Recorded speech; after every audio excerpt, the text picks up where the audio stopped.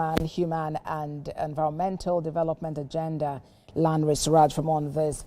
Well, as it is now, we understand that 5 security officials have been arrested in connection with this incident. What does that tell you about the efforts, to get justice in this matter? Yeah, I think the effort at getting justice is actually one thing. What really should worry Nigeria more, the government and the system, is the level of the porous nature of the airport.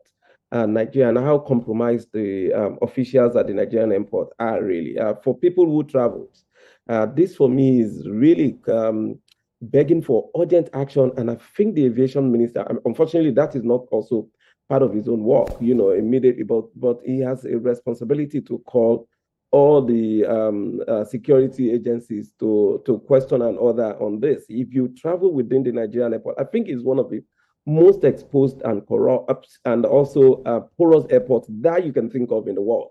The moment you land at the airport, you will see these officers, immigration officers, NIS, customs, DSS, even directly from the airport, from the aircraft, you will see them mentioning names of passengers. This you would only see in Nigeria. The moment you get to the passport point, it is the same thing that you will get solicitation. So without necessarily even you calling for them or needing it, they solicit this, they offer this. So it is not surprising that people that are actually wanted. So it is where now it is gotten beyond even what is ordinary, that you have this level of compromise, that where the nation's security agencies are interested in individual or person. Forget about the political consideration or whatever it is that you want to attach to this. This is actually a national security issue that is not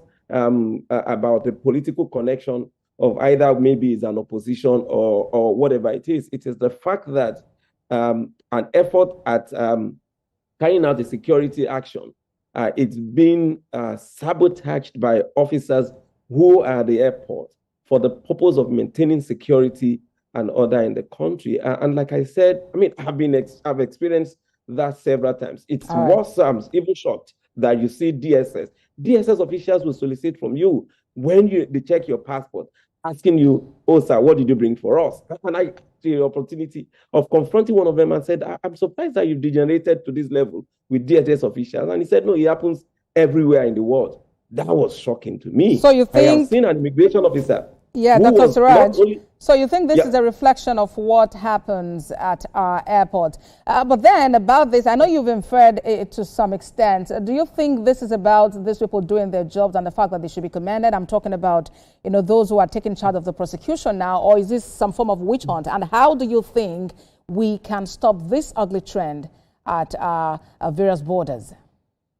No, this is just nothing about witch hunt on this. The fact that these officers, forget about even, I'm not interested about whether they admit or confess. I am interested in investigation to be sure of how this so-called bribe collection was done, who actually did the bribe taking or even offering, and then you can start going down from there. But the fact still remains that the Nigerian airport is one of the most porous, and that actually also affects the ratings. Any form of criminal can come into Nigeria. You can actually enter Nigeria without even having your passport stamp. I have had an immigration officer who solicited for tip. It's not bribe because I wasn't carrying anything and I didn't need any favor, but was soliciting for gifts at the airport. And I confronted her to say, "Oh, aren't you ashamed you're asking for, tips at the airport? Don't you see foreigners around there?"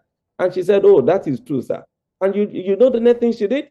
She wrote as account details, account number, name on a paper, put it in my passport and gave it back to me, meaning that I should do transfer. It has gotten that bad. And unfortunately, because many of the officials in Nigeria, the political officials, the ministers and the rest of them, they don't travel through the normal airport channel. So they don't see many of these things. And they even hide it when some of them by accident pass through there. So the political office holders, those in charge, must also use the same facilities as the ordinary people. That is when you're able to cope this. You can't know what is happening except when you have episodic situation like this, where you have criminals escaping outside or inside the country. All right, Dr. Suraj, it's a good way to leave the conversation. Chairman, Human and Environmental Development Agenda, El-Rufai Suraj, many thanks for your time on TVC News at 7. Thank you for having me. Now let's talk